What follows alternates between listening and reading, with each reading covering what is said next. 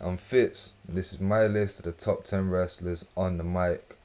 Okay, so at 10, I'm going to go with MJF.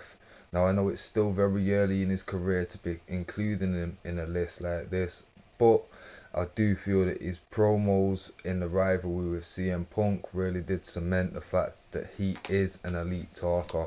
And I do feel that in 5 to 10 years' time, this guy could be featuring very, very high up in this kind of list. He could be top three of all time in 10 years' time. I don't see anybody currently at his level on the mic of his generation.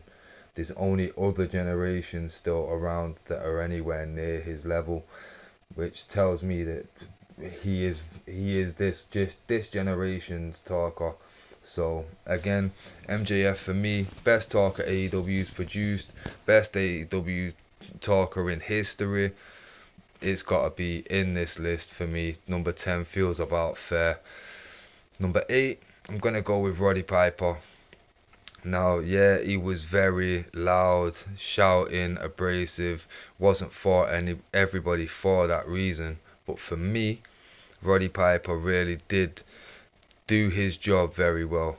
He was a hated heel and a loved babyface, and it was all purely down to his mic work. So for me, Roddy Piper, he does deserve to be on this list. But if it was my own personal preferences, I don't think he'd make this top 10 list. But trying to keep it a bit more objective, yeah, 9 feels about fair.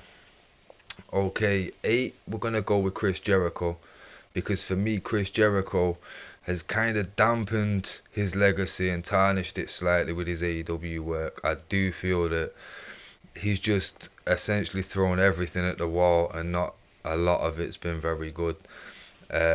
If he'd have ended his career at the end of the list of Jericho stuff and the friendship festival of friendship with Kevin Owens, I feel like we could be talking about a potential top 5 entry in this kind of list. But for me, number 8 feels about fair for Chris Jericho. Number 7, I'm gonna go with the guy on the shirt, Jake the Snake Roberts. Again, he was just so unique in an era that everybody was shouting and everybody was Roddy Piper esque.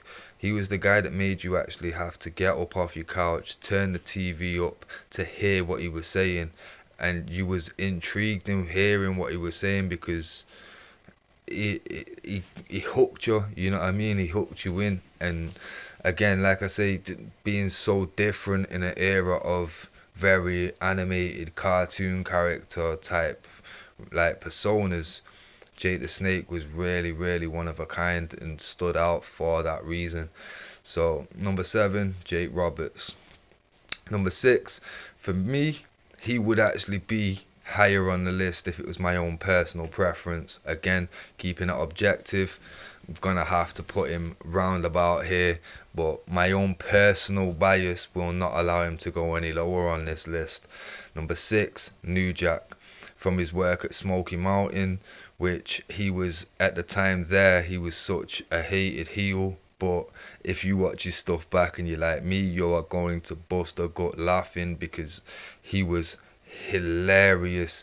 He played on every stereotype that he could do to piss off and annoy the like hillbilly type audiences that he was dealing with, and I'm not gonna lie, that he's shown his levels from then. And then when you watch some of the ECW promos that this guy did, Heyman had just let him run for 5 to 7 minutes and just unleash, and it'd blow you away with every single promo, and it'd have you hooked the whole time through.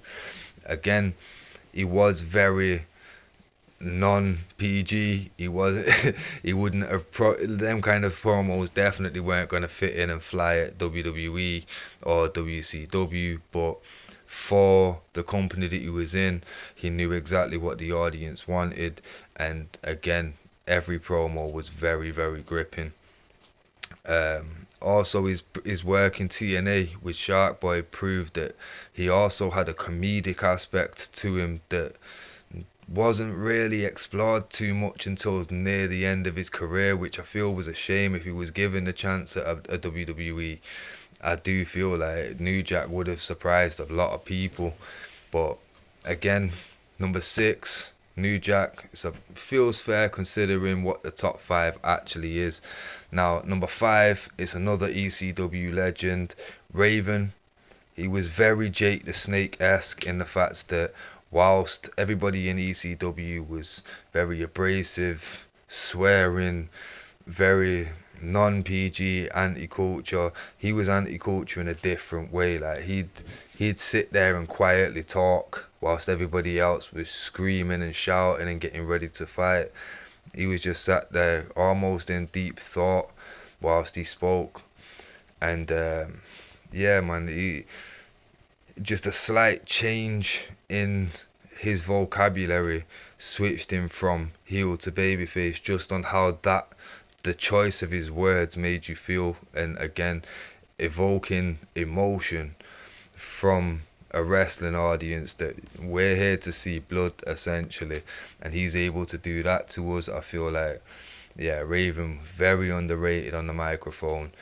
And yeah, definitely encourage people to go back and watch some New Jack and some Raven promos, because I don't feel like a lot of people will be really aware of how good that them two were. Especially like ECW, a lot of people just talk about Shane Douglas and stuff, but nah, for me, Raven and New Jack, ECW's best talkers ever. Number four, now this one might surprise a few people that would expect to see him higher, but for me, number four is The Rock, and I'll explain why he's just edged out by number three, because he's very one-dimensional Rock. When he's a heel, he's Hollywood Rock. When he's a babyface, he's coming out and he's making us laugh with his insults and his catchphrases. But those catchphrases and insults were that good that still to this day they're quoted.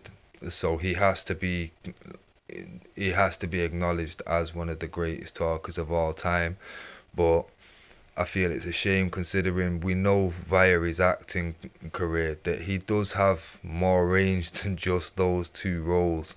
So it's a shame that his wrestling career was actually not very long in terms of full-time career. So what was it, like 96 he debuted, and by 2002 he was gone pretty much full-time Hollywood. It's like, well, to be considered so high on a list with people that have had decades, multi-decade careers, like, it's a testament to how good The Rock really is on the mic. But again, lack of dimension kind of for his characters like within wrestling makes him number four. Number three, essentially copy and paste from The Rock, John Cena. But John Cena did actually in the ring, because again he had such a long career in wrestling, that he's been able to show a bit more versatility in his roles and a bit more depth in his character. So for that reason, John Cena just about edges out The Rock for number three. Now, number two, some people might be surprised about one of these entries, but for me, this is essentially a coin flip.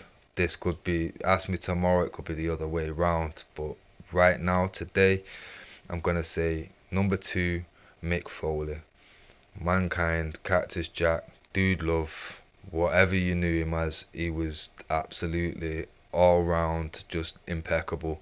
He could make you laugh, he could make you cry, he could make you get sympathy for him, he could make you angry, he could make you really want to see him get beat down. He was the bitch at one time, like calling Goldust mummy and stuff, like, yeah, like he such range. Like, actually crazy that Mick Foley didn't venture out into some serious acting stuff, because I could actually imagine him in like some serious dramas or thrillers, or you know what I mean, serious films. Even see him in comedies. But again, Mick Foley, number two.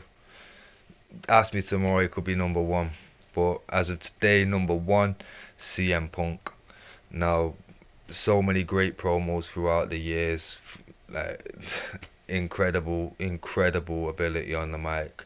But for me, what's really mind blowing is I genuinely do feel that his greatest promo was the greatest trick that the devil ever pulled promo from Ring of Honor.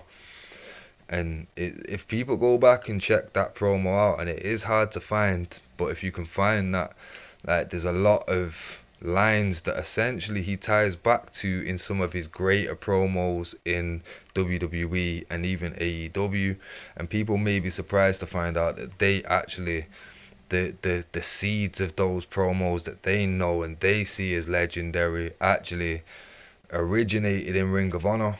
And considering that was the real it wasn't the start of his career, but very early in his career, it's just a testament of how good he actually is. And again, I'll refer back to number 10, MJF. Very similar in like in my mind of how the careers are almost running parallel at that point. You know what I mean? Early stage of CM Punk's career, he was essentially the MJF, and I feel MJF, given another 10, 15 years, who knows, he could actually be number one on this kind of list. But as I say, right now, the top 10, I'm going to run through it one more time for you. Hopefully I'll be able to have a graphic on the screen to display this. Number 10, we're going to go MJF. Number 9, Roddy Piper. Number 8, Chris Jericho. Number 7, Jake the Snake Roberts. Number 6, New Jack. Number 5, Raven. Number 4, The Rock. Number 3, John Cena. Number 2, Mick Foley. And number 1, CM Punk. Now let me know who you think was the greatest promo of all time. Let me know who you think I've missed off the list, who should have been on the list, who shouldn't have been on the list, or even just let me know what your favourite personal promo of all time is in the comments below. Like, subscribe, all that stuff there. And yeah, man, I'll catch you on the next one.